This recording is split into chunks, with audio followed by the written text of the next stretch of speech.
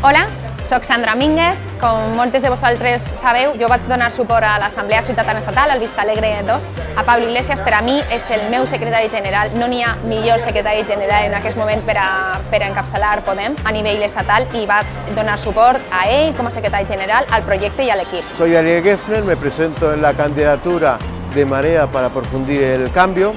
En Vistalegre 2 estuve en la candidatura de Podemos en Movimiento y aquí en la Asamblea Ciudadana Valenciana estoy en esta candidatura, porque necesitamos un Podemos rebelde, un Podemos plural, un Podemos unido para hacer el cambio.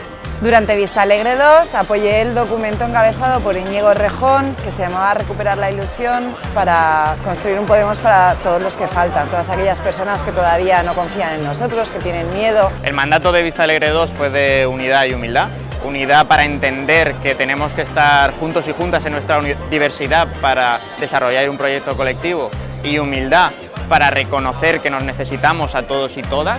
Por eso, desde Una Marea per aprofundir el canvi, iniciamos un proceso participativo para, en pie de igualdad, ser capaces de desarrollar el proyecto que necesitamos para el País Valenciano. Duem a terme des d'ací un projecte valencià en el qual coincidim i en el qual estem gent de totes les candidatures estatals, Podemos para todas, gent que donava suport a Errejón, anticapitalistes, profundizació democràtica. Por eso nos hemos juntado muchos compañeros y compañeras para construir un Podemos vertebrado en el territorio y que haga frente a todas las necesidades de la sociedad valenciana. Pues animem a participar d'esta candidatura que refleja la pluralitat de Podem. Y así, de esta forma, tener un Podemos protagonista que cambie y transforme la vida de la gente del País Valenciano.